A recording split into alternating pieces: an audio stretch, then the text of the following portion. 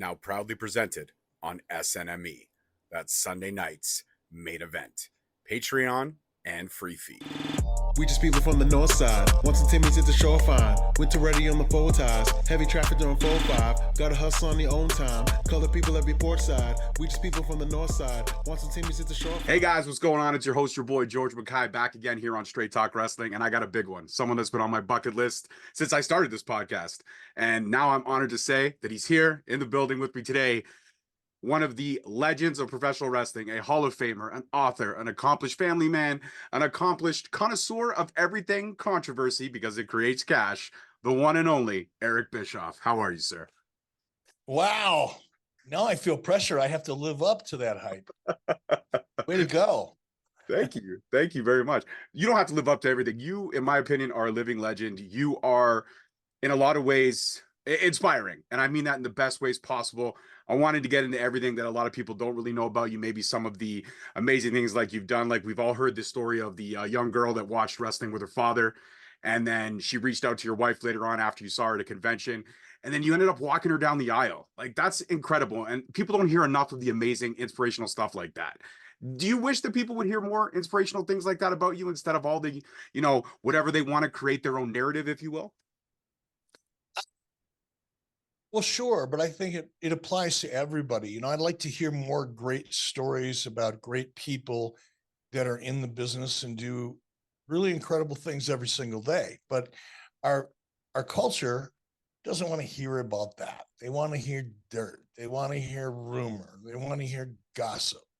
The more salacious, the better.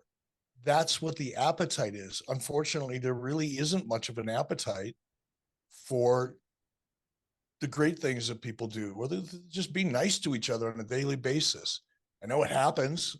I know a lot of people in the industry that I've worked with that do amazing things every day. And some of them get acknowledged, like Diamond Dallas Page, for example, but he's an extreme example. He's dedicated his life to helping others.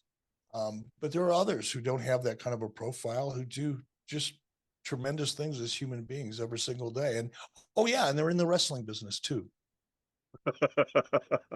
Absolutely 150% true.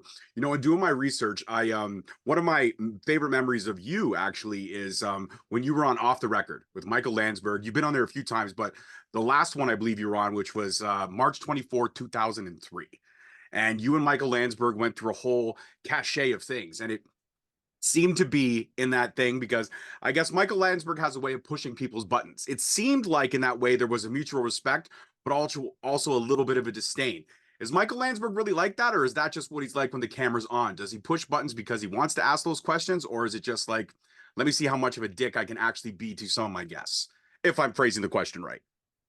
No, I think, one of the reasons that Michael Landsberg was successful, and perhaps he still is, I don't know if he's still in the industry or not, and respected within. And I think because there's an authenticity to guys like Landsberg, that some of that dickish personality is really him, but he knows how to turn it up a notch or two to be entertaining. Mm-hmm. And that's really no different than Stone Cold Steve Austin. Mm-hmm. Stone Cold Steve Austin was Stunning Steve, was one of the Hollywood blondes in WCW. He then, when he left WCW, he ended up in ECW, and because Steve Steve told me this. In fact, Steve and I had this very conversation on his podcast several years ago. So when I fired Steve, he went to ECW, and he didn't know for sure what he wanted to do. He was more or less just out there performing and venting and having fun. And in the process of taking advantage of the creative freedom that he had in ECW, Steve started leaning into that part of his character, and he just turned up the volume on it. And that became Stone Cold Steve Austin in WWE. And Steve tells the story much better than I do, but Steve really found his character by tapping into who he really was and turning up the volume on some of those characteristics that make up his character to make him entertaining. And that's what Landsberg does, and guys like him. So I don't think there's two different people, one that's on air and one that's off air. I think there's the same person, but one is just a little louder. I like that. Yeah, that's the best way to put it. One is a little louder for sure. Now, speaking of loud or always back in the know is Vice TV. They've been doing a lot of great things with pulling the curtain back and really giving us some in-depth stories. And the documentary Who Killed WCW premiered yesterday, the first episode. And I know you and Conrad, you sat down after I watched a little bit of the after show or the reaction from you about that, but I wanted to dive deeper. I mean, WCW has literally been diagnosed through every kind of lens. So yesterday, after the reaction that I watched with you and Conrad, he even said that WCW, the whole Who Killed It, the documentaries, everything has kind of even been done through the through the WWE lens. And now Vice TV is doing it, but also Vice TV is doing it through their lens. So there's no creative control for you in terms of how the story can be told. But do you feel that this time around the story might actually be told a little bit more authentically than the WCW or the WWE version of the story? Well, by virtue of the fact that it's not a WWE production and there is a different lens by which the show is being produced, created, produced, edited, music added, the whole 9 yards. I think it will be more, it'll be a different perspective for sure. I will say, in terms of the first episode, I was tired last night when I watched it. I'm usually in bed by 8 o'clock. I get up at 4:30 in the morning and start my day, but I'm usually fading by 8 or 8:30. So for me to stay up till 10 o'clock my time last night and do that, I was kind of beat. But I did have a lot more time to think about it since I watched it last night. And I think what I have to remind myself of is that, number one, this is a 4-episode series. This isn't a standalone show. What we saw last night was either all of Act 1 or Act 1 and beginning of Act 2 in terms of this 3-act story. Mm-hmm. It's an arc. It's a story. And while I think they did a great job setting up where WCW came from, context in which we were competing in, what WCW was like before Nitro, what WCW was like before Hogan, all that. Some of the incredible things that we did. They acknowledged that one of the things that's most important to me, and people ask me all the time, what do you hope your legacy will be? And for me, it would just be one word, and that's innovation. I innovated so many things that made Nitro successful that WWE was forced to adopt and still exist to this day, and are largely responsible for a lot of the value that WWE currently has, or TKO. So they acknowledged all that. But here's what's coming down the pike. In any second act, your hero, which in this case isn't me, it's WCW, has now been snatched out of this comfortable state that they were in because everything was going great and Nitro and we're beating WWE and success and 50,000 people in arenas for Nitro show, all the great stuff that we talked about last night. That's great. That's Act 1. That's where you're taking your hero and your hero's on a journey. And all of a sudden your hero gets plucked. He's walking a dog down the street one day on his way to the park and he gets plucked off the ground and snatched by aliens. Mm-hmm. That's kind of where we're at. We're about ready to get snatched by aliens. We were walking the dog. We were having a great time. Everything was wonderful.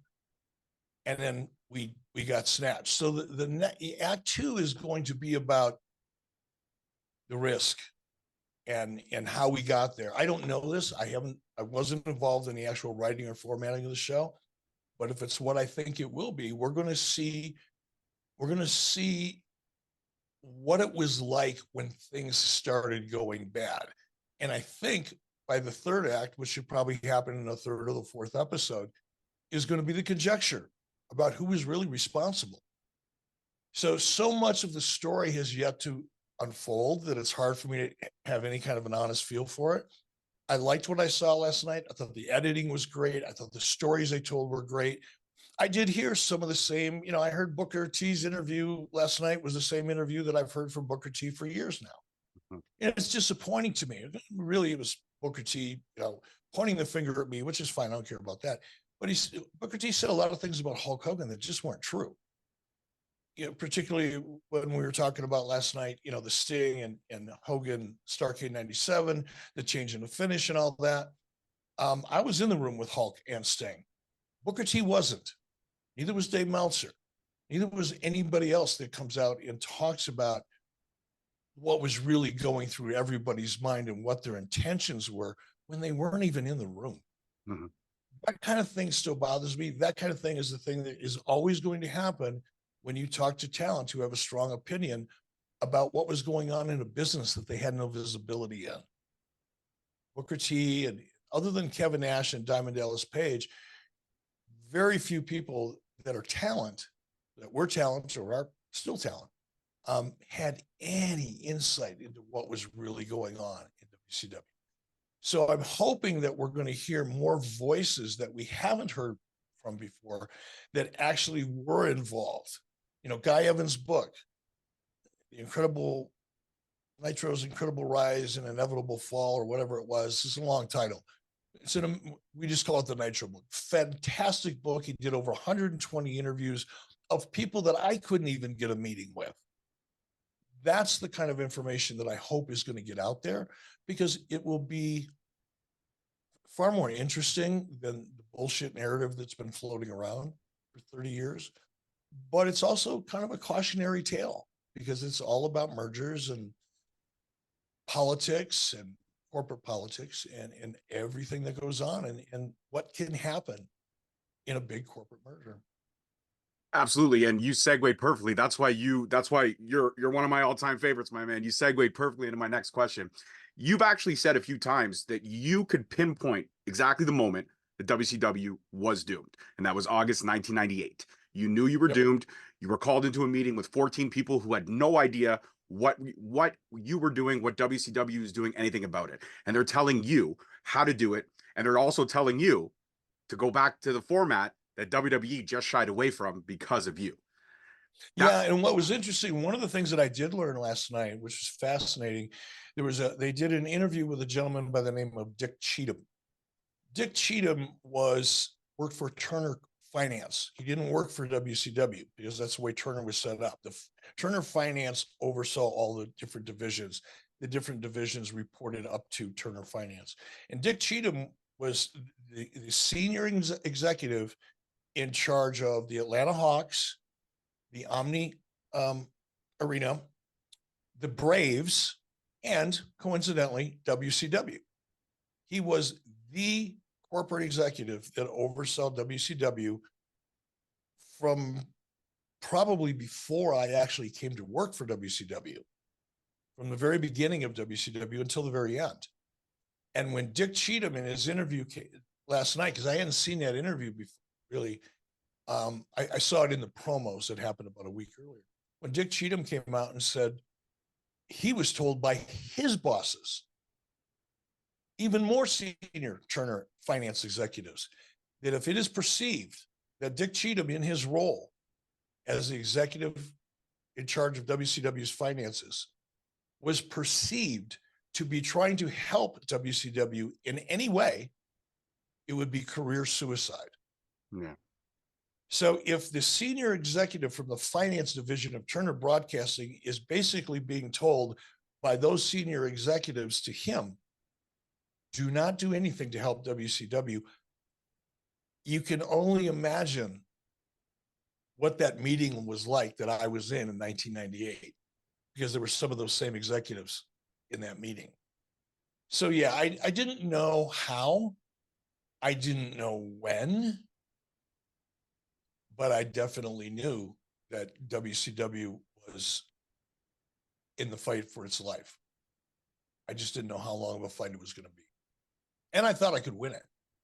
I thought I could win that fight by calling people out. And I did. I called out some of the most powerful people. Ultimately, one of them in particular, a guy by the name of Joe UVA, if you want to look him up, became one of the most powerful men in television and advertising.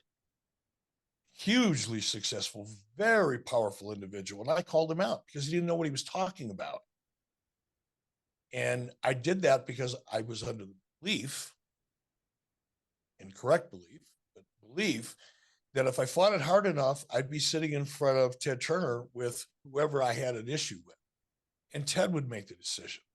What I didn't know is that Ted was being neutralized. Ted didn't even know Ted was being neutralized.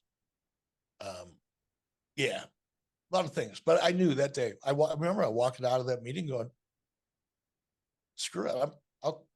I'm going to resign. I don't need this shit. Mm-hmm. I just took this company from the pits of financial hell, turned it into a profit center for the first time in its history in a matter of about 18 months, and was generating hundreds of millions of dollars worth of revenue, not just for WCW, but for other divisions of Turner Broadcasting like TNT and TBS, Turner Home Video, Turner Home Satellite, licensing and merchandising, Turner International. All these people handled WCW business and all took a rip from it. They all took commissions from all the business they generated. And I couldn't go find anybody better than them because I had to use them because they were Turner. So there was not just WCW that financially benefited. There were a lot of divisions within Turner Broadcasting that benefited from WCW that we didn't get the credit for. So, yeah, it's hard for me to listen to some of the criticisms, especially from talent that just don't know. But I think the different angle of attack, the more open-mindedness, the fact that they're using Guy Evans' book to a large degree as kind of as a source for information to build the show off of, that to me says everything. Because Guy Evans did over 120 interviews with executives, like I said, that I'd never even met. All of them, many of whom had direct influence over WCW. So if Brian Gewirtz and Rock and everybody and Evan, obviously his partner, if they take that approach, we're going to learn some shit we didn't know about. It's going to be great. I'm looking forward to that. That's what I'm looking for. I'm looking to definitely learn some things that maybe have not been told. Now, speaking of that, speaking of Dark Side of the Ring and all these things and the internet and the keyboard warriors and all that stuff, do you feel like the curtain has been pulled back too much? Do you feel like the mystique from pro wrestling is just 150% gone because you can find out anything you want? Like, we as wrestling fans knew about Mercedes Moné debuting probably before she did, to be honest with you. I mean, it's crazy like that, man. Well, but they kept MJF a secret, right? MJF, made a surprise appearance at the pay-per-view. Whether that was a good choice or a bad choice, another conversation. But the fact that they pulled it off, and we've seen over the last couple of months, I can't, identify which surprises in particular, but it seems to me in watching it really since before WrestleMania, because I tend to watch more wrestling around WrestleMania season, and I'm watching more now because I'm asked to comment on things, so I have to watch it. But I'm seeing a fair amount of surprises in WWE for sure, and I've seen them in AEW. So I think it's possible.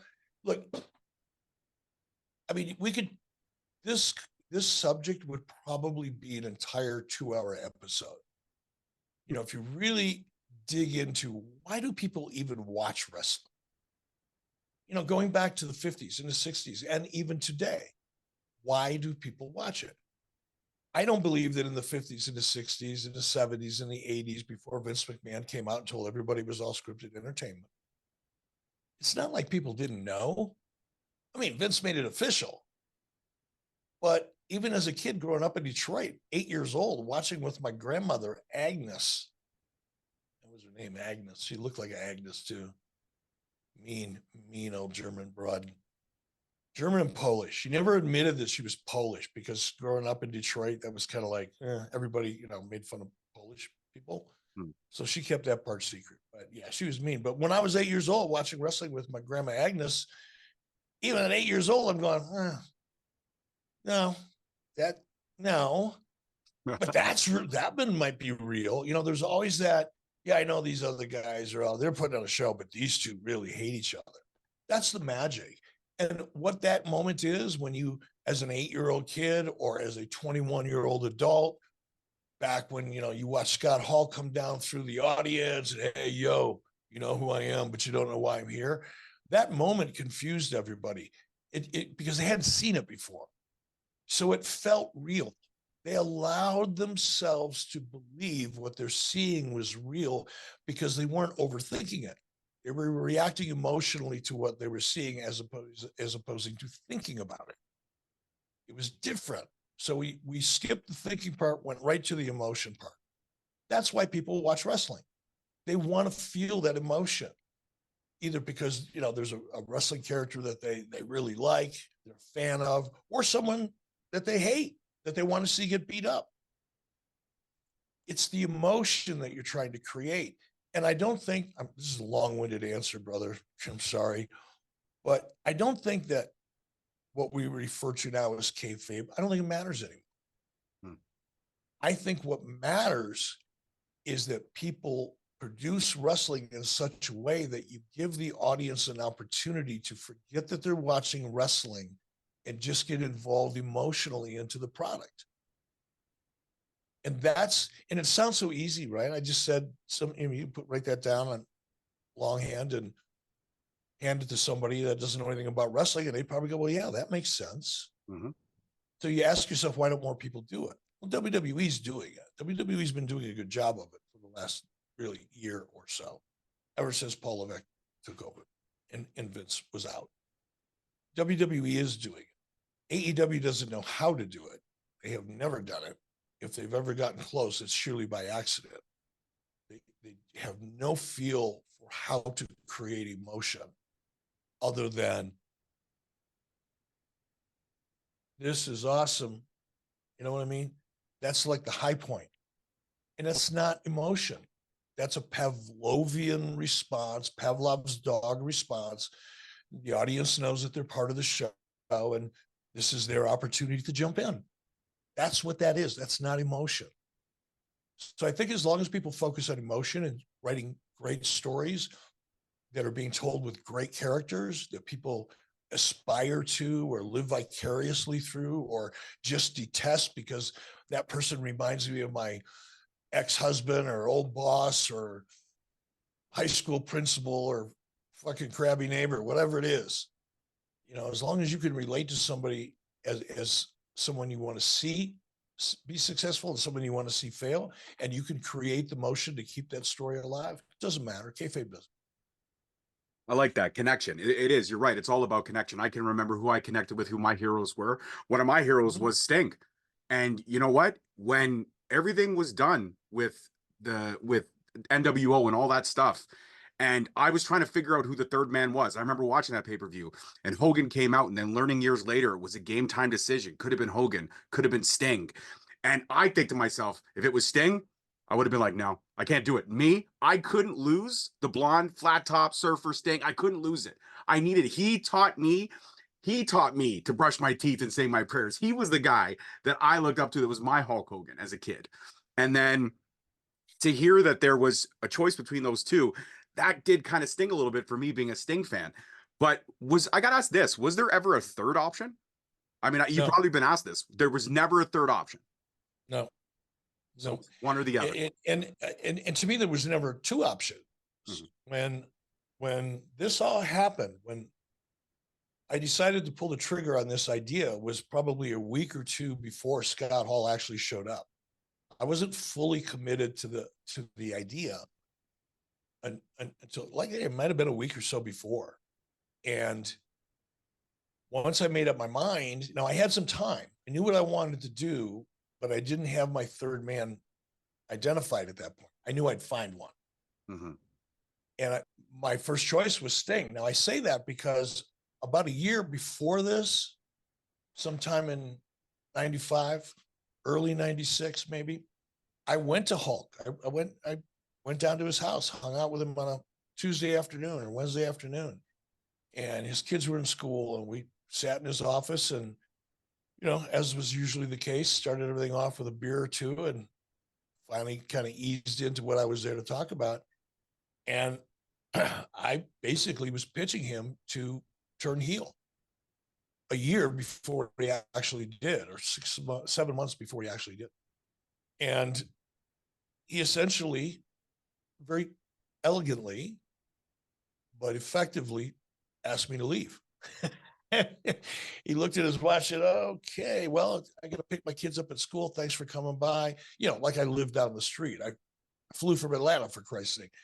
But he essentially walked me to the door, told me I could take my beer with me, and reminded me that I would never understand the power of Hulkamania until I walked a mile in his shoes. And it was fine. I understood. I was disappointed, but I understood. So when the whole NWO idea came along, Hulk was off doing a movie because we only had him for four pay-per-views a year. So we'd go sometimes for 2 months or 3 months without using Hulk Hogan. And we were in one of those periods of time where we weren't really using Hulk. He wasn't on the schedule. He was up in somewhere in Northern California making a movie, Santa with Muscles, classic. And while he was up making that movie, I knew that I had to have my third guy. So I went to Sting immediately. Once Scott came down, we set the wheels in motion. I knew Kevin was coming in the next week. I knew we were going to be teasing the third guy. I went to Sting and said, "Hey, buddy, I got an idea."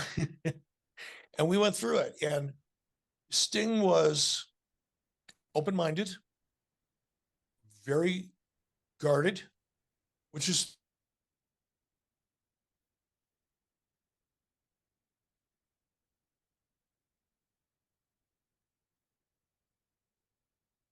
you can't read believe that he was at least serious about thinking about it. And I think we maybe had 2 or 3 other conversations because Steve lived in Atlanta and so did I. So it was easy for us. And finally, Steve said, "Okay, let's do it." Right about that time, right after that time, is when Hulk called me from Northern California and said, "Hey, brother, can you get on a plane and come on out? Let's talk about creative." I thought he wanted to talk about what we were going to do at Halloween Havoc and Starcade because those were the 2 pay-per-views that were on his schedule. So I had the time. So I jumped on a plane, went out, and I sat down in his trailer. He was locked down on location. And once again, I got to his trailer about midnight. And I was beat because I traveled from Atlanta. And I walked into his trailer, and he's smoking a big Cuban cigar. He's got a box of Cuban cigars sitting in his trailer, and he's smoking a big Cohiba. And there's a cooler full of ice cold beer sitting in front of him. And he said, "Grab a cigar, grab a beer, and let's talk." So I did, and we did. And he asked me, because Jimmy Hart had been sending him tapes, FedEx overnight, so Hulk could keep up with what was going on. And he saw Scott come down, and he saw Kevin Nash. And he said, "So, who's the third guy?" And I honestly, I didn't want to tell him. It's not that I didn't trust Hulk. We had a very good relationship in that respect. But I know myself. In my own enthusiasm, if I'm really excited about something and I'm talking to somebody that I can generally trust and know very well, I don't have a filter. So I knew Hulk well enough to know that when he gets excited, he's childlike. He gets giddy. He loves the business so much that when he heard something he was excited about, he couldn't wait to share it with the people that he knew, that he believed that he could trust. And I didn't want that. I didn't want it to get out, even by accident, even with all the best intentions. It happens. So I didn't want to tell him. And I dodged the question by saying, "Well, who do you want it to be? Or who do you think it should be?" That's what I said. I asked him, I said, "Who do you think it should be?" And he paused and he said, "You're looking at him." I went, "Now what do I do?" I just spent 2 weeks convincing Sting to turn heel. Now Hulk Hogan's throwing his name in a hat, and I got to go back and tell Sting, "Nah, never mind. Don't need you anymore. We got the other guy." That was not fun. That was not fun. For sure, it wasn't fun. Absolutely, 100%. But I mean, there was rewards to that because then we got to see the evolution of the Crow character, which is iconic, and we got to see everything that paid off with that. But was there even reservations? I mean, he's talked about it in, again, the DVD through the WWE lens, but he's talked about it in that, saying that, being off for a year, his big thing was nervousness about the ring rust and how real that was. And he feels like, Yeah, it's interesting that you said that. It really it did pay off for Sting. And as a matter of fact, had Sting been the third man, he obviously would have never become the Crow character. I don't think Sting's career would have had nearly the longevity that it had. It could have ended a lot earlier for Sting than it did if he would have turned heel and it didn't work for whatever reason, or it wouldn't have had the staying power that obviously the NWO has to this day. Interesting though. And I didn't even think about the ring rust aspect of it. It's funny because, we're talking about the finish of Starrcade 97 and everything that happened. And again, there was only 3 people in that room that afternoon when the finish was being debated, and that was Hulk, Sting, and myself. Nobody else was in there. And I even said this on Who Killed WCW, is in that meeting, something was wrong with Sting. I knew Steve Borden pretty well. Steve and his wife at the time come out and visited my wife here in Wyoming, my wife and I in Wyoming. They were thinking about buying a piece of property right down the road from us. So I had a really good relationship with Steve, beyond just business, but I couldn't put my finger on what was wrong. Hulk felt the same way. And at one point, when Sting was out of the room, we both looked at each other and said, I asked Hulk, I said, well, what are you thinking? He goes, not today. He's not right. His head's not in it. And I couldn't argue it. I wanted to argue it because I knew that my afternoon was going to turn in the evening was going to turn into a shit show. I knew that we had a great idea. We had a great finish laid out. We told the story for 18 freaking months. Masterfully, by the way, for 18 months. And now I was being forced into a situation where I had to change the finish because Hulk didn't feel the way he needed to feel with Sting. And frankly, neither did I. And it never occurred to me, which I'm kind of pissed off about, that it might have just been insecurity and fear for being off for a year. Because I'm like you, I'm a Sting fan back then. I didn't even think about, well, he's been off for a year. What's he must be feeling right now? I just knew something was so different and off that it made me nervous. And obviously put Hulk off enough that Hulk just didn't feel that it was the right decision on that given day. So yeah, could have been that insecurity. Never even thought of that. Yeah, I mean, insecurity, amazing, isn't it? You think back on all the decisions you make, the assumptions you make, right? And that was a big assumption. I'll speak for myself. I was making an assumption that there was something really wrong. Sting wasn't sharing it. I wasn't 100% sure he was 100% in the game, that there wasn't something else going on in his life, that I had to make a business decision. And all it really was likely, hopefully, he was insecure because he'd been out of the ring for a year. That's just a conversation. That's a problem that's really simple to solve. But instead, we jump to conclusions based on assumptions, and that happens every day in life, doesn't it? Oh, it happens all the time. I make assumptions all the time.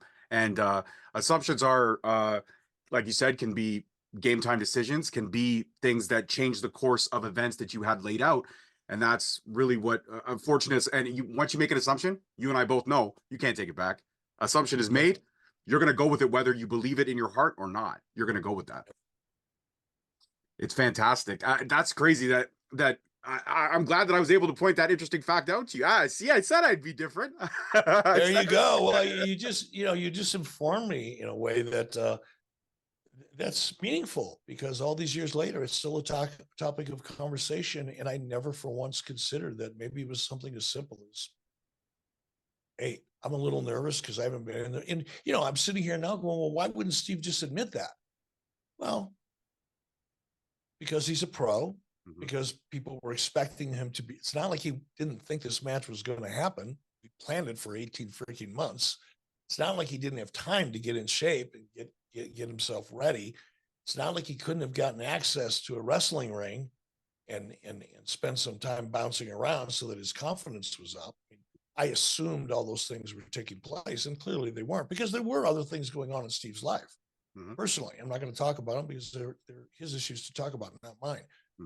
He's alluded to some of them, but he was going through some big changes in his life, which kind of made me kind of explains why I was nervous, of course, about what I wasn't seeing in Sting that night, because there were other things going on that could have impacted his situation. So, yeah, we're still talking about it, but it could have been something as easy as, hey, bro, I'm just not feeling very confident because, I've gained 20 pounds and I look like shit. And a little nervous about taking certain bumps. That's an easy conversation.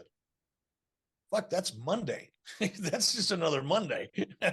It's not a big deal, but whatever, it didn't happen. Absolutely. But you know what? In the grand scheme of things, the course that laid itself out, I still enjoyed the ride. I enjoyed everything about it. When he did get that title, it seemed so much more amazing, that moment when it did happen. And then, of course, there's the Wolfpack Sting. Now, had he become the third man and Hogan didn't agree, we would have never got Wolfpack. We would have never got Wolf, or at least we would have never got Wolfpack Sting.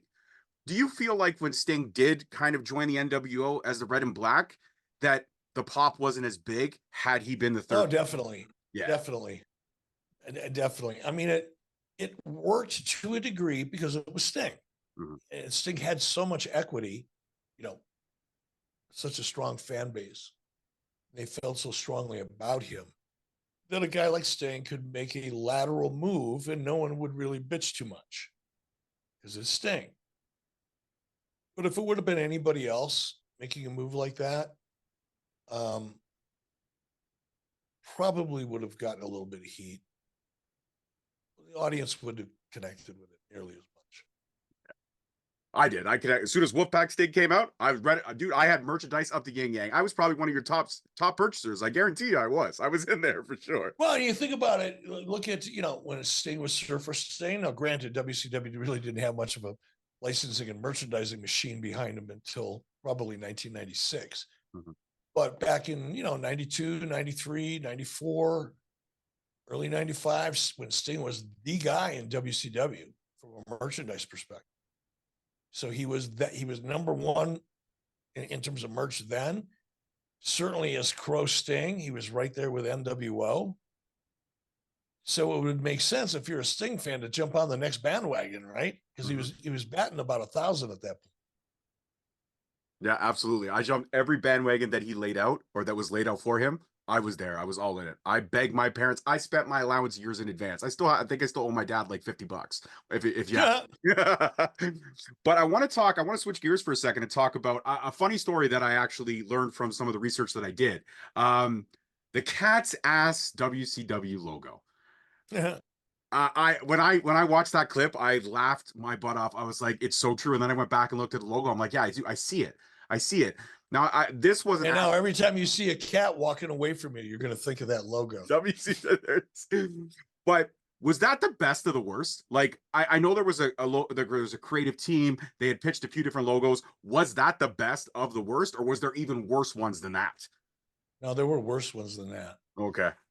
So that in hindsight, a cat's ass wasn't so bad. No, it was still bad. It's just that there were others that were way worse. Okay. Right. I just had to ask how I like, do you remember one of the most awful ones and you're like, oh no, this is, well, I don't know what this is, but this is no, good. I thought the whole thing was a waste of time and money. I didn't believe we needed to change our logo. I didn't believe we needed to change our set. It was iconic. We created a brand out of thin air that defeated WWE, and we were number one. We were the number one wrestling company in the world on television. And I'm thinking, it's not broken. So what are we fixing and why? And my boss, Harvey Schiller, pulled me aside and said, Eric, you've done an amazing job with this company. You've grown it to a level that nobody expected, but you need to learn how to delegate. You need to learn how to put a great team around you and then let them be a great team, and don't feel the need to put your fingerprints on every single thing that everybody does. Because up until that point, I did. I had my fingerprints on just about every aspect of the big decisions. So when it came time, because somebody in the marketing department said, oh, things are changing, and the internet and people are reacting to different things in different ways. And, maybe we should come up with a more current, logo and graphics. And I went, oh, okay, I'm going to learn how to delegate. I didn't believe in it, but I delegated. I had to sign off on it. So when I came in and they had all the different logos laid out, it was a matter of which one which one bothers me the least? But hey, I delegated. Yes, you I did. learned that. You did. You learn, and you know what? You're never. If you stop learning, you stop growing as a person. So there you go. You There did. you You go. learn. You learned to delegate, and you delegated, and it was an And I iconic. learned that delegating is not necessarily the right idea all the time. No, 100%. 100%. I want to switch gears because I think this is an interesting question. The Forbidden Door has been talked about to the ends of the earth for the last couple of years. I think people forget how influential WCW was in actually creating this Forbidden Door, this Forbidden Mystique, because you guys were doing it before anybody else was doing it. Then all of a sudden, AEW and their fan base and everybody comes up, and all of a sudden it's like, oh, look at what he's doing. Look at what he's doing. It's like, this was done first, maybe not on this grand of a scale, but it was already done. Don't give credit to somebody who's just recycling an idea and making it modern with modern talent. Am I wrong in saying that? If I am, you can call me out on it. I would respect it. And if you look at the history of professional wrestling, bringing over Japanese superstars, it's been going on for a long time. Mm-hmm. You know, Vern Gagne used to talk about a lot of the Japanese he would bring. Ed Francis, who's no longer with us, played for the San Francisco 49ers and New England Patriots, and his father was a promoter in Hawaii. And a lot of the talent from the United States would go through Hawaii and end up wrestling over in Japan, and the Japanese would come through Hawaii and wrestle in the United States. You know, WCW, before I ever got into management, was bringing a lot of New Japan people over and establishing them. So it's not a new idea. Mm-hmm. But, you know, you can't blame them for marketing something. I mean, there isn't an original idea in AEW, but there's nothing wrong with taking an idea and adding a little to it and making it feel like your own. That's basically what everybody does in the entertainment business. This is also true. You're absolutely right. You're hitting the nail on every coffin. Today, with that respect, now to talk about AEW, the one thing don't ask me anything tomorrow because I'll screw everything up. I'll be wrong about everything tomorrow. I don't believe that to be at all. When I listen to Eric Bischoff speak, I listen to Eric Bischoff speak for who he is as a person who did innovate parts of this business, as a person who is iconic to me as everyone else. Eric Bischoff's name is synonymous, and you are rightfully in your place in the Hall of Fame. You're rightfully synonymous with everything that was good and bad during the Monday Night Wars. And there was a ton of stuff that was a head scratcher, and there was a ton of stuff that was entertaining. And I still That's putting it kindly, man. That's kindly. Well, I got to try to be kind 100%. Like I said, for me, this is a geek out moment of epic proportions. Tony Khan, do you think that if Twitter existed when Vince McMahon and the Monday Night Wars and everything was going down then, and you and Vince had the opportunity to literally communicate over an app or over the internet, that it would have been as bad as it is with Tony Khan? Tony Khan, for someone who can't create emotion in this program, is very emotional. And I've always wanted to say that, and now I can say that.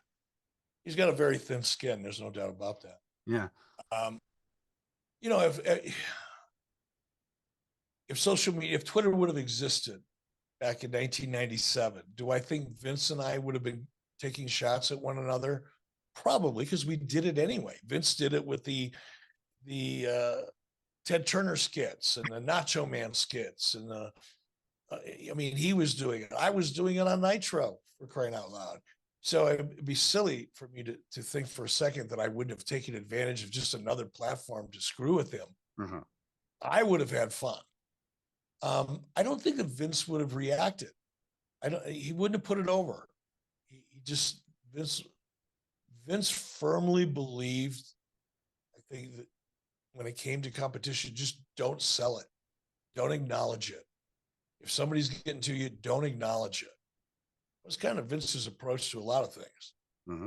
Whereas Tony reacts to everything. Like if the fucking wind changes direction and it's blowing from the northeast and it decides it's going to blow from the east instead, Tony's going to jump on social media and start complaining about it and telling the world how he's being picked on. And to be AEW is to be under constant assault and the bad faith takes. And fraud podcasters who are on the WWE payroll to say bad things about us.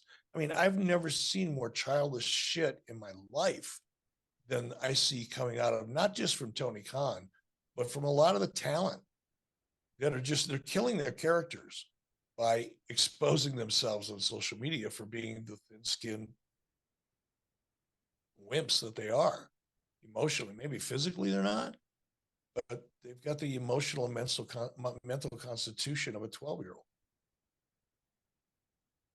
I couldn't have said it any better myself. And I am someone who, in a lot of ways, I don't have the thickest of skin, but I also know when a joke's a joke. Like if Twitter existed back then and I got into a Twitter battle with Eric Bischoff and you said, why don't you come to Nitro so I can smack the taste? I'd be like, I'm there. I will hitchhike. I will get there. No, and see, and here's what would have happened. You would have let me know you were there, and I would have said, now I got to make this part of the show. Let's have some fun. Absolutely. I would to be slapped in the Nitro ring by Eric. By the way, I have to say this. You in 96, 97, with your hair, it was masterful. Peak, volume, you had it all, man. You had the hair of all hairs in pro wrestling back then. I won't care. I will fight anyone to the death. So kudos to that on the hair. You ever thought about It's the only reason I got the job. The only reason Vern Gagne put me in front of the camera for no other reason than I look like a local weatherman. You put me in a blue suit, a blue sport coat with a white shirt and a red tie, and you put a microphone in my hand.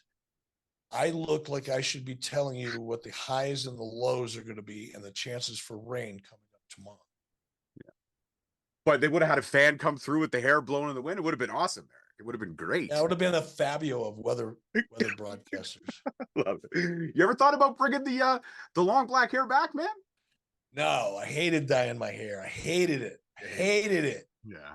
I vowed once I was in a position of creative control, I said, fuck, I'm going to shave my head because I'm never going to dye my hair again. And then, of course, I shaved my head. I grew my hair grow out. I figured, okay, I'm never going to have to dye it again. I was so grateful. Then I get a phone call from Vince McMahon, offers me a job to come in as a general manager. 2 days later, I'm on the phone with Stephanie McMahon. And she said, so what color is your hair? And I said, it's, kind of chrome, like bumper of your car, chrome. She goes, well, can we dye it black? Oh, God, here we go again. But then I got into a storyline where Eugene got to shave my head. So I was able to go back to my gray again eventually. Yeah. But I hated dyeing my hair. Hated it.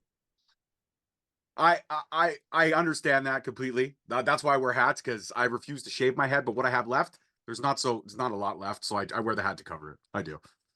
I don't look. I know the shaving the head thing is a scary thing. I've done it twice in the last year. I lost a bet both times. But like once I did it, I actually had to consider whether I wanted to keep it or not, because it was really kind of cool looking. Plus, like my hair, I have a full head of hair, but it's white. I mean, you see me walk in a room from 200 yards away and you're going, oh, there's that old guy, because my hair is white. But if I walked in and I was bald, you wouldn't know. No. And if I was in really good shape, I could look like I'm 45. You wouldn't know. When you walk in with white hair, everybody knows. So don't give up on the bald look, brother. Give it a shot. What hair you do have will grow back. And you might just find, and here's how you really do it. Are you married? Yes, I am. Happily married 22 years with 2 beautiful daughters. Right. Then don't take this advice. But maybe as a way of entertaining. Maybe you and your wife go out and she'll be like your wingman. But tell everybody she's your sister. Okay. And see if you're bald, if you can get a little attention. Pull a number. I'm not going to act on it. Of course. Just to rebuild that confidence. Like that, I still got it. And if you take your wife out, she's part of the process. She can laugh, have a joke. She'll probably look at you a little differently because, somebody else is interested, then, could work. It could work. You know what? I'm gonna show her this clip and say, honey, what do you think? Eric Bischoff recommended we do this. And if she's just tell her it's a form of couples counseling. I like that. It's just an experiment to build my self-confidence and self-esteem as I get a little older, because I'm cognizant of certain things as I get older. And Now, this is you talking to your wife. Mhm. This is not me talking to you, because that Of would course. sound really weird, Of right? course. But you're speaking to your wife. And I was talking to this guy Bischoff, and he's been married for 40 years, coming up in August, and beautiful wife, happy, healthy kids. And he suggested that perhaps I shave my head, go out. You and I will go out together. You could be my sister or my cousin or whatever, and you could be my wing woman, and just see if we could score something here. Not that we're going to take it anywhere. Just want to know that the opportunity is there if I was interested. It'll change the way you look at yourself and your bald head. Absolutely. You know what? You're right. I will enjoy that. I want to actually talk because we're on a very cool conversational point in this amazing conversation. I want to talk about Grateful. Grateful is hands down a great book. I've read it twice. I enjoyed it. I also loved Controversy Creates Cash. That was also a great book as well. Eric Bischoff as an author, I find to be genuine. I find it to be the most genuine version of yourself. Would you agree that when you're putting pen to paper or writing these books that you have, that for you it's cathartic? Is it therapeutic? Oh, by far. But I do want to be clear with Grateful. Guy Evans wrote that book with me. Mm-hmm. And my participation in that book was much like you and I are doing right now. Guy and I would get on the phone, sometimes for an hour, sometimes for three or four times a week, sometimes once a week, whatever, for a long, I don't know, 6 months. And he interviewed me and we spoke. And the magic, the talent, the art that a guy like Guy Evans can bring, because he's such a great writer, is he's able to bring my voice to a coherent linear story. Mm-hmm. And what's amazing to me about that is when you spend time with me, as you probably have already figured out, I'm all over the place. Mm-hmm. It's hard for me. I don't think linearly, typically, I'm kind of all over the place. And Guy was able to, he recorded it, of course, but then able to reassemble all of those conversations in a way that turned out to be a very compelling book, but it was all in my voice. Mm-hmm. It was as if I wrote the word myself. That's how good Guy Evans is. He made it made sense. He made it fluid. He made sure that it built and the stories continued to progress throughout the book. That's where the art of writing comes in. And I only say all that because I would never want to take credit for somebody else's writing, but I will take credit for the story because it truly was 100% of my story in my voice, just put into a book by Guy Evans in a very, very artful way. Absolutely. It definitely it's ironic, just to get a little bit serious for a second. I read that book during a time in my life where I myself was at a crossroads, and I wasn't sure what was going to happen with me. I was facing, turning 40.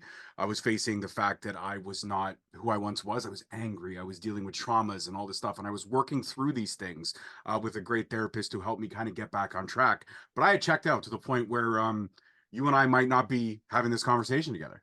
And that's how serious it got. And it took my wife and my kids to pull me back and let me know that I'm not finished yet. So in a lot of ways too, I do want to say, not the whole thing, but reading that book, it's weird. Fate happens in weird ways, but having that book at that moment in my life definitely changed perspectives for me in certain ways. So thank you for that. Wow. Wow. That makes me feel good to hear that because, again, it's our culture. It's just what we become because of social media and just so much media, social or otherwise. It's so easy to think that whether it's a neighbor or a friend, family member, boss, whatever, oh, their life is so much better. Oh, gosh, why couldn't I have that life?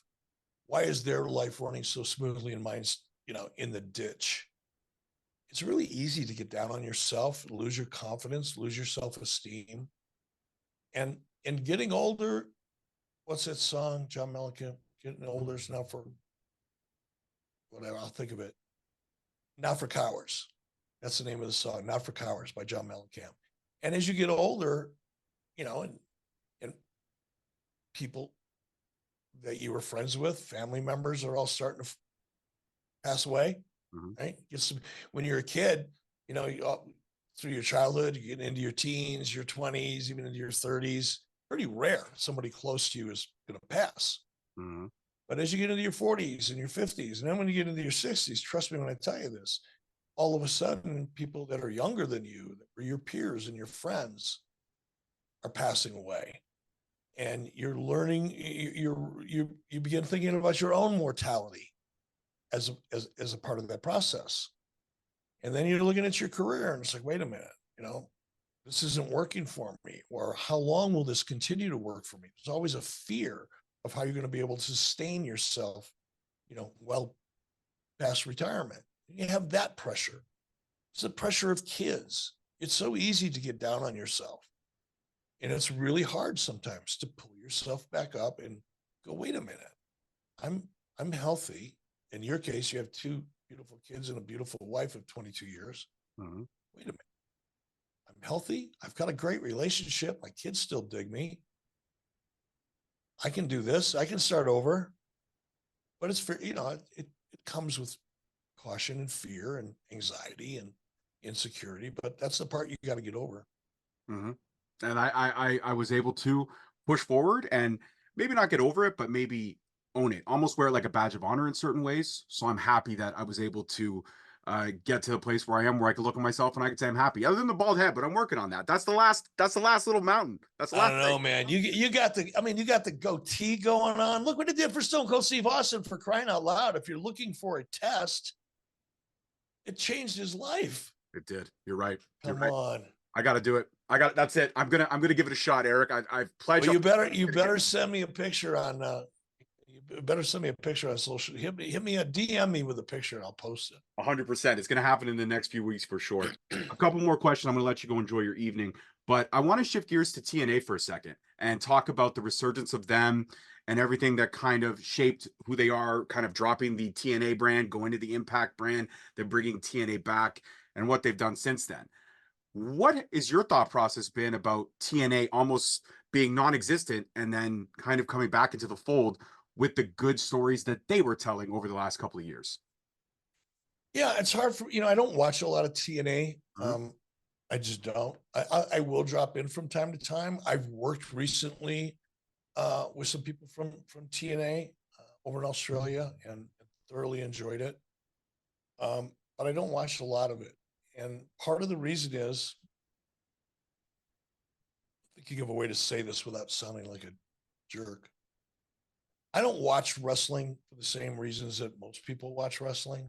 Mm-hmm. I'm more interested in the business of the wrestling business than I am in whatever match is going on at the time. That doesn't suggest, I don't mean to suggest that I don't really enjoy great matches, because I do. But if there's not, there's not a business element to what I'm watching. Like for example, when I watch AEW, I'm looking for patterns. I'm not really judging the quality of a match or who's wrestling who. I'm looking for, are there any stories that I can identify? Meaning, is there any structure to these stories? Are they hitting plot points? Does this look like an arc, or does this look like a match somebody threw together 45 minutes before the show started? Those are the things that I'm looking for. I look at the promos. I'm hoping every time I drop into a promo that I'm going to see something that indicates to me that they're taking that promo opportunity seriously and working on ways to try to make it more effective. And I can tell very quickly if people are or aren't putting time into their promos. If they're not, I just don't watch. So when I watch wrestling, I watch it more analytically than I do as a fan, for sheer enjoyment. So because there's nothing going on business-wise in TNA beyond the promotional PR stuff that comes out, rebranding is a perfect example. I don't pay attention to any of that. And one of the reasons I have a hard time investing any of my time into TNA is because nothing is going to change until and unless they get better distribution. As long as they keep doing what they're doing, nothing is going to change. What do they get, under 70,000 viewers or 100,000 viewers an episode? Give or take, None yeah. of that is going to change. Their business model is not going to change until they change it. And until they change their business model, there's just nothing interesting about TNA to me because of the way I watch it. Now, if I watch it just for great matches and for their characters, yeah, there's probably, I know there's stuff there because I've worked with some of the talent. And I enjoy the hell out of them, and they have a lot of talent, but it's just not compelling to me. I get that. And I respect that opinion. And that's why I wanted to ask your question and pick your brain on that. Now, one of the coolest questions that I've ever wanted to ask, and I know a couple of my fellow podcasters, shout out to Mike and Tyler from Count It Out. They asked this question, but I got to ask it too in my own personal way. Nitro, Canada, the one and only time. Hugely successful, great atmosphere, great crowd. Canadian wrestling fans know how to have a good time. Had WCW continued, would Nitro have made more of an attempt to come back to Canada often and try to go to the other provinces and kind of sprinkle Nitro everywhere they could? Or was Toronto just the focal point to test the waters, or just it was a one and done? I'm curious. No, we would have definitely wanted to spend more time in Canada. Canada has historically been a tremendous market for wrestling. We would have likely attempted to do more, but here's the problem with Canada. No offense to Canadians, it is what it is. In this country, you can drive up from Mexico with 15 or 20 of your buddies, wave by border security as you go by, and you get a free plane ticket to any city you want to go to. In Canada, if I had a DUI on my record from 4 years ago, I couldn't get into Canada. Canada's tough. Canada's really tough to get into. And, you know, you look at, it's not just talent. Now, obviously, there's a lot of talent that have had run-ins with the law. Mm-hmm. Some of them have DUIs. Some of them have drug charges, even if they're minor ones. But now you've not only got talent you've got to worry about, now I've got a whole crew. Guys that lug equipment around all day. And now I've got to get them through border security in Canada. It was really risky and dangerous because you don't know what members of your crew are going to get through or not. And some of them you knew in advance weren't going to. Now you're going to find people to replace them. It's a pain in the ass. I get it and I respect it. I wish this country was more like your country in that respect. But in any other country in the world, well, not any other country in the world, in most countries in the world, it's very difficult to get in to the border. Canada was no different. On top of that, I don't know what it's like now because I haven't produced television in a long time, but whenever you would come to Canada, you had a certain amount of Canadian content requirements. Yes. A certain percentage of your crew had to be from Canada. A certain percentage of your talent had to be from Canada. That became not difficult, but very, very expensive. And then you just have the additional expense of Canada. So it was so very expensive to come to Canada. And because of just the logistics involved with border security and some of the issues that everybody has. Mm-hmm. Thank you so much for the in-depth dive because I never was really 100. I knew that there was definitely going to be logistical challenges. I just wasn't sure, but I'm excited to know that had I think that's one of the reasons why, if you go back and you look at WWE and their history, there used to be a guy by the name of Carl DeMarco that was the president of WWE Canada. Yes. That's all he did. He was there as the president of a division of circumvent there in Canada. WCW didn't.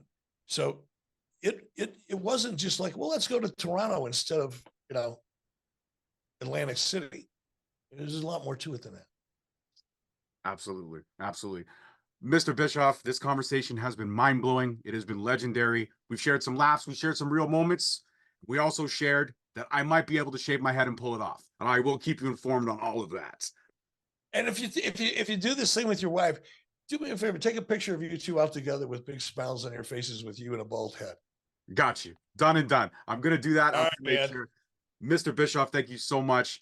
Ladies and gentlemen, this has been a legendary conversation with one of my favorite people in the entire wrestling business, and I don't care what anybody says. Thank you so much, sir. Peace, love, and wrestling. We'll see you next week.